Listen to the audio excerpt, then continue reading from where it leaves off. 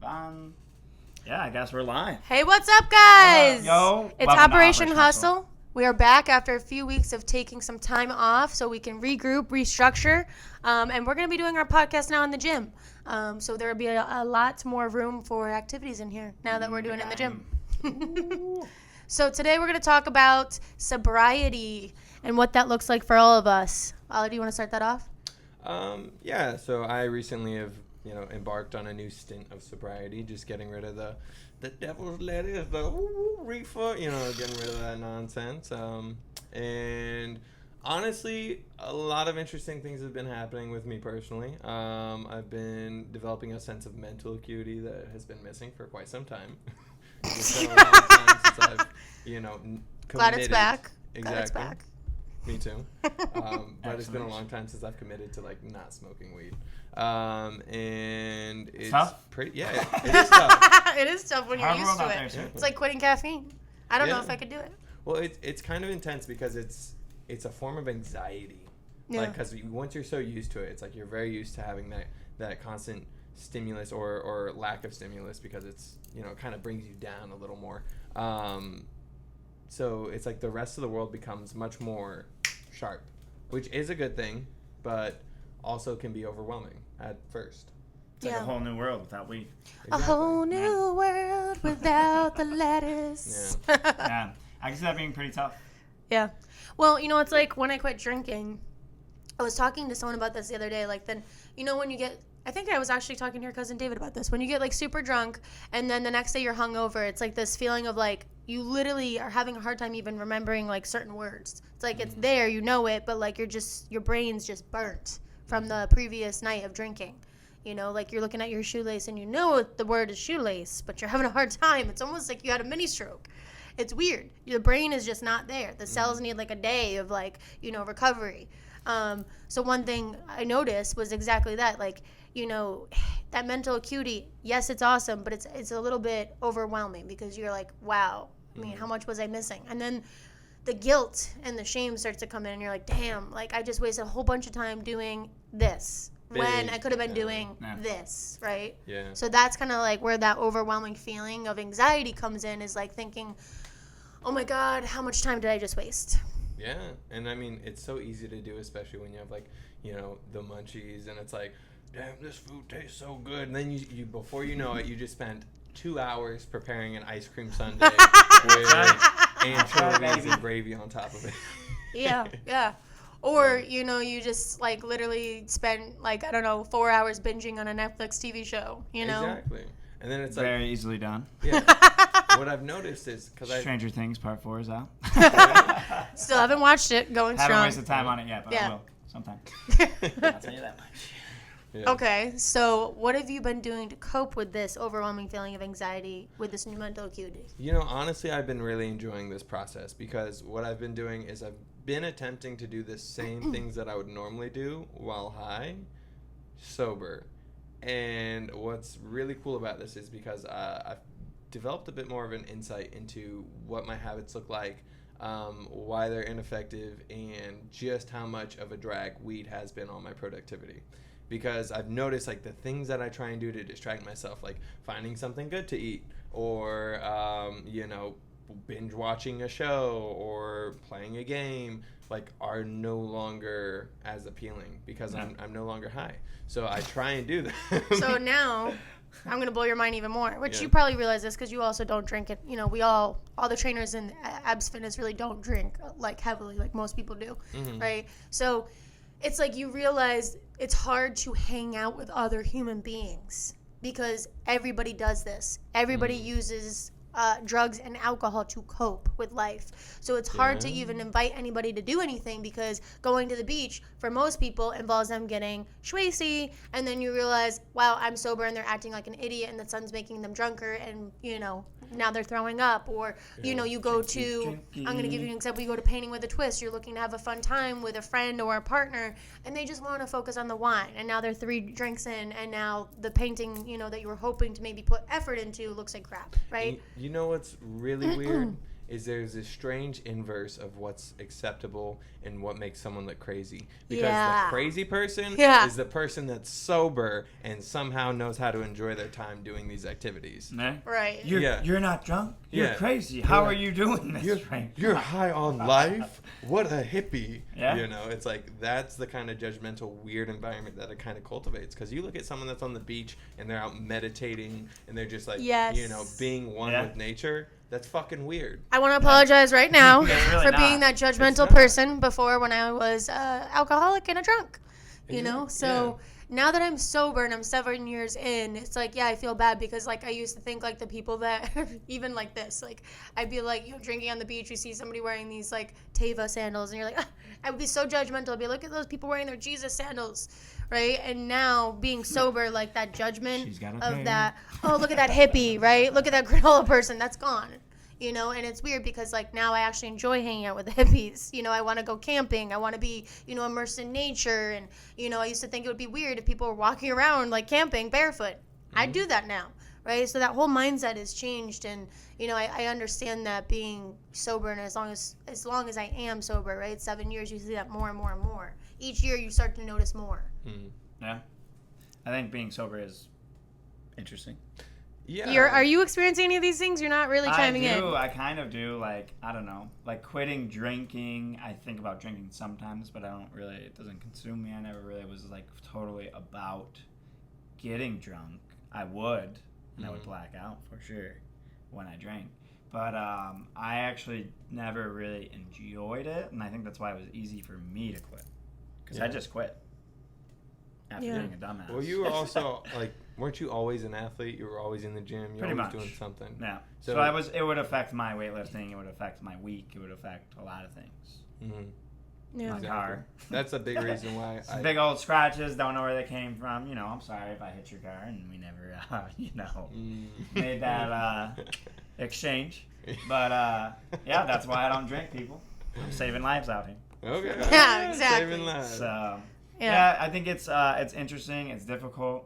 But I don't think about drinking. Every once in a while, I'll think about having a drink, but it's not like, I obviously don't do it. Honestly, seeing the way other people act while they're intoxicated sobers me right up. Like, every time I'm like, wow, it's like I just attended an AA meeting. It's almost the equivalent of when someone sees children acting out of control. They're like, there's birth control. I don't even need it. Yeah, absolutely. It's you kind of open your eyes and you're like, I don't even think people realize what they look like until they attend an event with someone and they're sober. And then they realize the small things, right? Like, so, like, the one thing I realized was, like, how, and this is just women. So, sorry, women, I gotta say it. You'll always be hearing women, like, change the pitch of their voice when they're drunk. So, like, you go in the bathroom, they're like, oh, my God. And, like, I realized it when my one guy friend said it to me. And he, like, was mimicking this girl at a party. And he was like, my coach is that. And I was like, that's exactly how we sound. It is. Then that still didn't stop me from drinking. Where I get my voices from.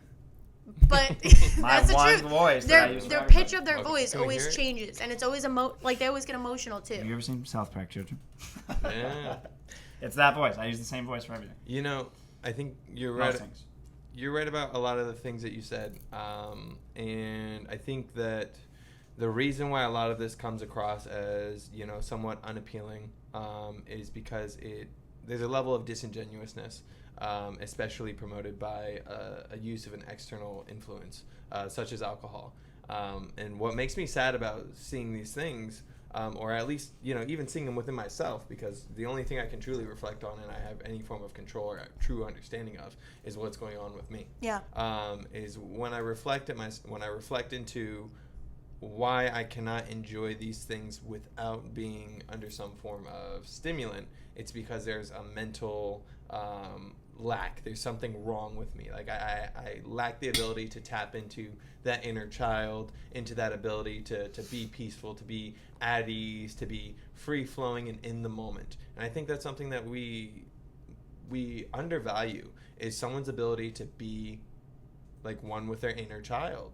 You should be able to relax, enjoy, and find the beauty and the fun in small things. And you should be able to do so freely. But a lot of us don't have that trigger, or we don't have our finger on that trigger point. We don't have access to it to be able to release and enter into that mind state. Justin and I were watching a video of Jordan Peterson, and I know that you really like him. JP. And it was a video of him. It was a reel, and he was his voice. He was voicing it over, but he was talking about how parents don't really spend that 0 to 5 is so important, the developmental age.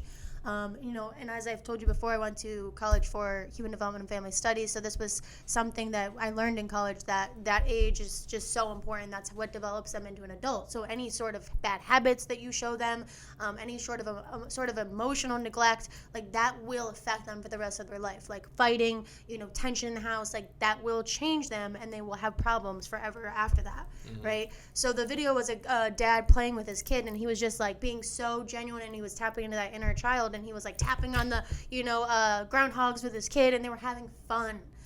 When's the last time you went out and saw a parent doing that with their kid? Seriously, that was the first thought that came to my mind. Now. They're like this on that phone. They're like, go, Johnny, go. And they don't give them an fall. iPad. Like, dude, they have an iPad in their purse ready to give the kid. It's insane when they're at, like, a strawberry festival, when they're at what's that amusement park in Tampa, Busch Gardens, when they're at Busch Gardens. Poor It's man's Disney. Those are the things that I look forward to when having a child. Like when we talk about having a kid, is like those moments, being able to tap into that inner child again. And I think that people misunderstand that this is your time to kind of heal your inner child as well. If you had a really rough, traumatic childhood, this is your time to go back and be that child that you never were allowed to be. If you had to be that caretaker, if you had to grow up really fast like myself. And that's why I'm excited for those moments, because it allows you to be genuine and it allows you to also heal. And none of us really know how to heal.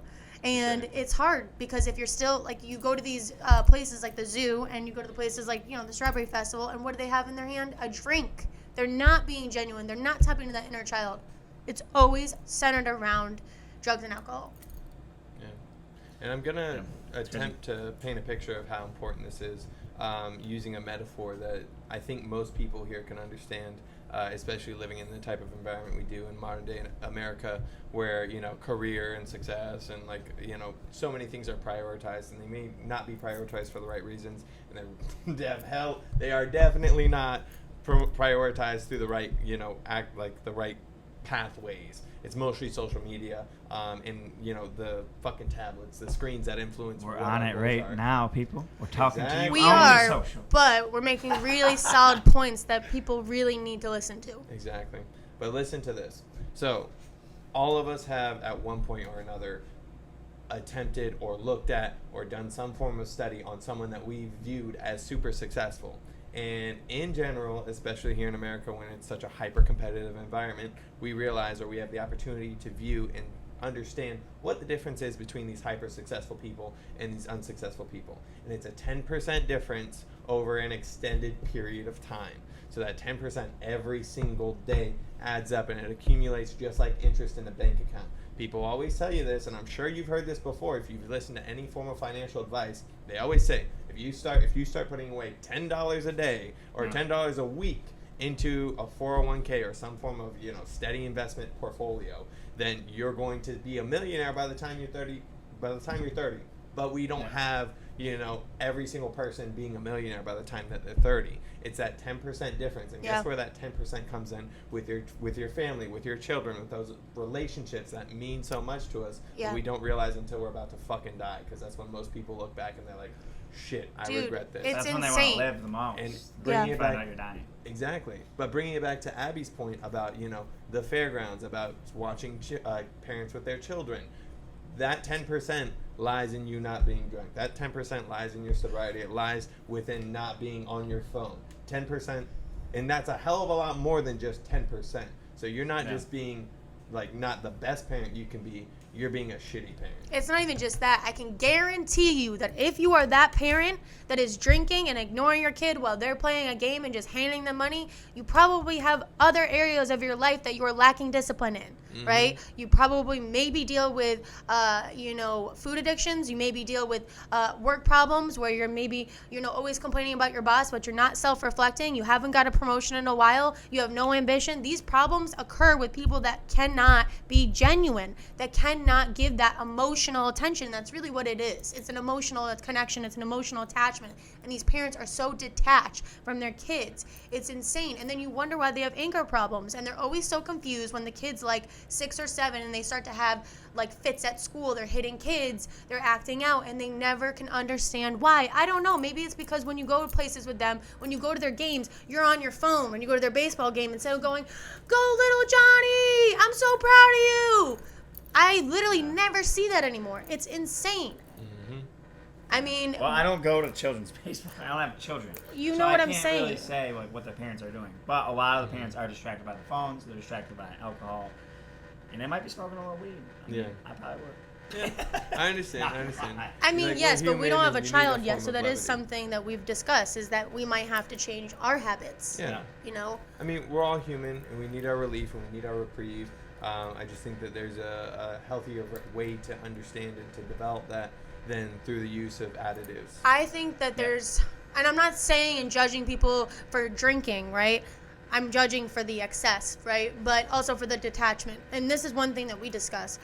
I'm not going to say that we necessarily have to stop smoking because I have PTSD. It does help me with my trauma. It does help me shut off my racing thoughts. But we've talked about making that very separate, that they don't even know that happens, right? Right. So when they go to sleep, then you do it.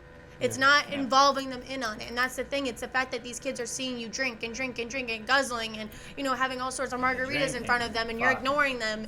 It's that. It's like, have your relief, have your glass of wine after they've gone to bed, right? Yeah. Give them the attention they some need. Some parents fucking drink and drive their children home. Yes. And it's actually a Yes. lot of parents.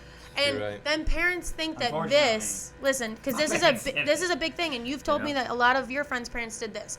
This is another thing where parents are like, think that, well, if I let them drink with me, then maybe they'll have less problems. So, son, don't go to that party, but let all your friends come here, and I'll put their keys in a basket.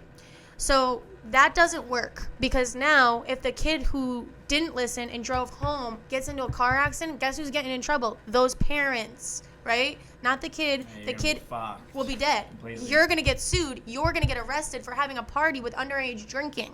And parents don't think that way. They think that they're being the cool parent. They think that, oh, my kid won't be a binge drinker if I let them do it in front of me.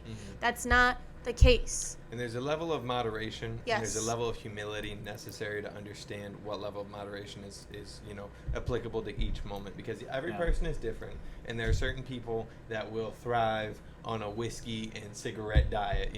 Some people, they'll live to 130 years old. Yeah, They'll have all their fucking ducks in a row. They'll have all their life's accomplishments. They'll be completely happy to die that way, and that's okay. But you got to understand what type of person you are, what type of people you're affecting around you, and how to control and like how important that is. So you need to have some form of system in order to gauge the importance of your actions and whether or not those actions have any correlative factors that you need to take into consideration that might hurt you in the long run. So I think that overall what needs to happen is, if you want to have a healthy relationship with these like drugs or additives or whatever it may be, you need to establish a baseline of where you want to be, how that's going to affect your future, how that's going to affect your present, and how to mitigate and control those sources so that way you can use them as a tool.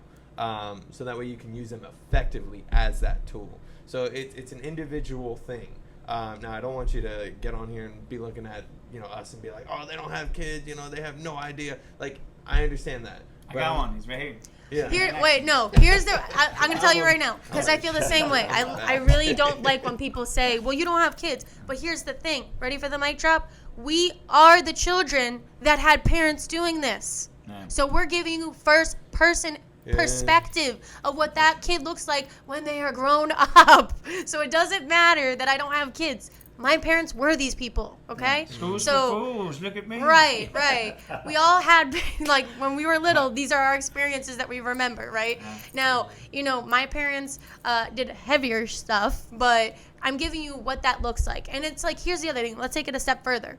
It's not just drugs and alcohol. It's any sort of unhealthy addiction that you are allowing your child to see. You're giving them an insight into that. So it's even food addiction, right? Because I actually have had a few clients just this week who have kind of like discussed with me, their food addiction struggles, right? And one thing that really stuck with me was somebody had said, like, I think it's affecting my son. My son had said, that he tries so hard, but that, he'll cook healthy food and he tries to get on a good path, and all of a sudden he can't stop binging. And she's like, I think I gave him this habit. And I said, well, you did. Kids soak up your habits, right?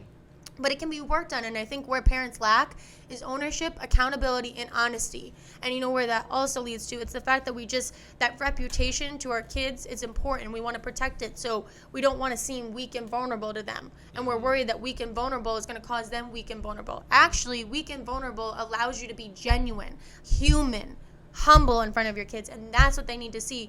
You need to sit down with your child and say, I struggle with this too, son. This is something that I also struggle with, and I'm really sorry if that's a pattern that you learned from me, but we can work on it together, right? And if he sees that you can't take that step to move forward, how is he going to have the confidence to work on that on himself? Yeah. You have to remember that you are their foundation. So if you can't quit drinking, how will they? And that's where parents don't think into the step further of how their own habits are affecting kids. Yeah. Where do we get these from? We get them from you. Yeah. No, I think what you said there taps into, a fundamental truth, and that's that it is painful to be genuine. It hurts to be exposed. It hurts to be vulnerable. Yeah. And to, tell the people that you love the most and that you want to think most highly of you that, you're fucked up. And we all are fucked up. We're just people. So, here, I want to branch off into a bit of a line of questioning here. So we can kind of what? Nothing. Time? I was saying no. Let's try to wrap it up in 7 minutes. Okay, so or 8. I'll give you 8. Maybe. All right. I'll take 8.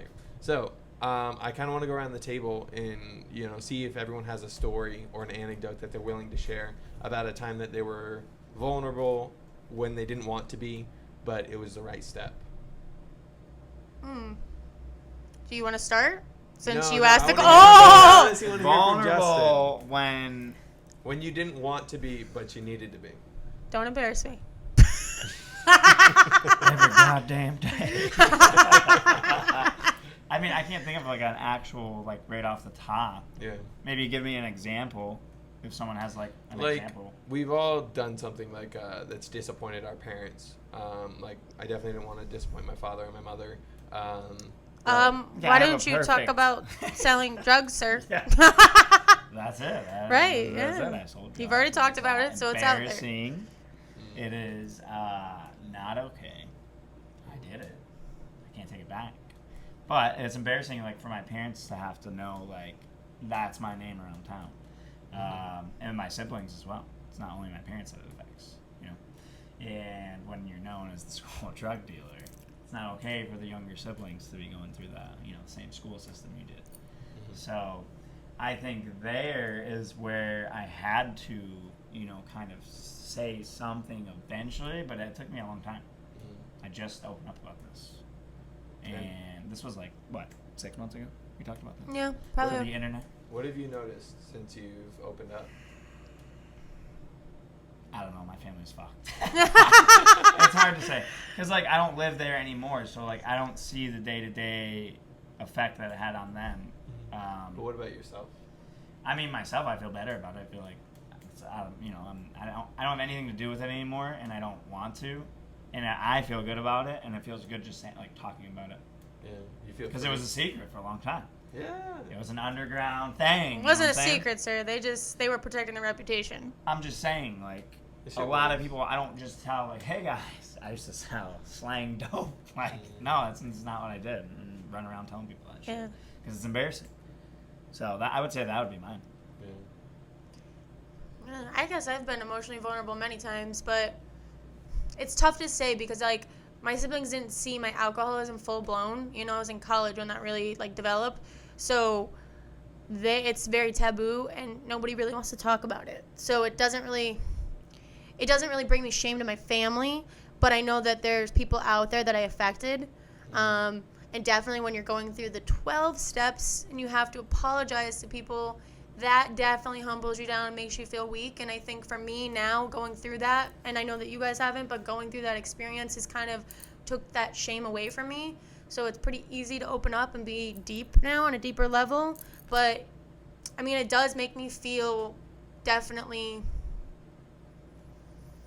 like people probably judge me because if you didn't know me while I was a full-blown alcoholic, and I'm just telling you I'm 7 years sober, your immediate thought was, well, what was the last straw that led her to that, right? So it's like, that's always my thought in my back of my head when I'm telling people that I'm sober, and then I'm spend 7 years like, oh, I wonder what they think of me. I wonder if they're like, oh, I wonder what she did that got her to that place, or wonder how bad it was, or, you know, stuff like that. So that goes through my head. Definitely, like, the reputation, you know, and the fear of that goes through my head. And I think what I saw happened as far as dynamic-wise, it was a positive thing for me. When I stopped drinking, it made other people around them really reflect. And it took some people some more time, but obviously Justin quit drinking after, you know, seeing me be sober. And then, you know, my sister recently told me that she's, you know, cut down her drinking. And I see that my siblings look up to me as someone that they can, like a role model. And I find pride in that. And so I think that that's a really strong factor for me in staying sober. Yeah. How about you? You ready to get honest? It's ready to get vulnerable. I think it's integral that everyone, you know, finds a moment in their life where they can be true to themselves and true to the people around them with no fear and no regrets. You know, No regrets. I developed a very unhealthy relationship with sex at a very young age. And that's because, you know, I wasn't exposed to sex properly. You know, I didn't have, like, a great background. I didn't have, like, you know, a wonderful amount of coaching in that. I didn't have a great father. I had a horrible father. My biological father was, you know, a rapist and a pedophile, as you guys know. And that fucked me up for a while. And I didn't know how to cope with it. And I thought the only way for me to, you know, pull myself away from that level of sexual misconduct that I was left with as a legacy was for me to explore my own sexuality and try and take it back. But I never realized that it was always mine to begin with. And so in order to seek that, like, level of fulfillment and love that, you know, I thought was missing from a lot of different places, but especially a father figure, you know, I sought after sexual conquest in order to establish that I did not need a father figure. You know, I could be the father figure. Like, I could become that because... You didn't want to be the victim. Exactly. You wanted to be the person in control. Exactly. It's a loss of control. Right there. And if I could establish that I was worthy within another woman's eyes to be, you know, that partner, to be that person, to be a father figure, to become a role model eventually, that would, you know, liberate me from that sort of chains that I put on myself, believing that, you know, that impact was something I had to carry with me. And so I think that, you know, coming forth and just being honest with that is something that right now feels very freeing. I think that I've said this to you before. I was very surprised you just brought that up, but I've said this to you before. When you share, there is freedom and there's power in that. And I think that one day when you feel brave enough, facing that person, facing your father, and saying these things will actually make you feel like you can talk to anybody about it and will no longer have its heavy blanket over it anymore. I'll be like, nah. And that's how I feel about being an alcoholic. I don't care what people think anymore. It's just like, you know what I mean? Every once in a while I wonder when they stare at me, but I'm like, nah, whatever. If they ask, I'll tell, you know, because there's power in sharing and somebody else has your story, you know, and I've said this before, and somebody else has my story and somebody else has his story. We're not alone. We just think we're alone because we wear these trench coats full of baggage, and, you know, until you open it up and say, here are my watches, right? You know, nobody really knows that you're that person, but you're going to feel a lot more free now going forward, and you just keep talking about it. But the fact is you're aware and you've shared, you know, and there's now you're in control. The women is not what gives you the control. The sharing gives you the control. Yeah. And that gives you the control because now you're not allowing people to formulate an opinion about you. You're giving them the opinion about you. Yeah. Speaking of sharing, make sure you share, like, and subscribe. There it is. Ending on a super heavy note, guys. All the social medias in the Cliffhanger. corner. Right That's here. right. Check it out. So you can I find got us it on the Instagram at absfitness_Brandon Florida. It's all Right? there. It's on the screen. I'll Yeah, just it's all repeat there. it. Just watch Facebook Abs Fitness LLC. YouTube Abs Fitness Filmhouse and TikTok screen. TikToker. is what's the? Abs Fitness Tampa, Florida. There you go. Something All right, like that. guys. Abs Fitness Tampa. It's on the screen, yo. Watch it. It's on the screen. We're gonna try to stick with this He wants to say 12:30, something. right? I don't know. We're going to do whatever the fuck we want because it's our podcast. Yeah. Oh, go fuck okay. it. Don't forget to add trainer_Torres. Oh, Yep. Instagram, No Facebook, plugs, man. No TikTok. plugs, bro. And you know what? Ollie's Yeah, looking for a stole DM. He needs a Oh, compliment right. today, Oh, so yeah. Women. DM Alejandro men. Torres. Yeah. Make him feel good. Send one DM to one man. See how Oh much my it improves his day. goodness. You don't think about this. Men don't get DMs. Not Hook anything 'em mean, up. ladies. Yeah. Something Don't nice. DM me, I like please. your red hair. Get in trouble real fast. Oh, Thank you. That's a problem. Appreciate You you. told him not to. Peace. I want to. We're out. Goodbye.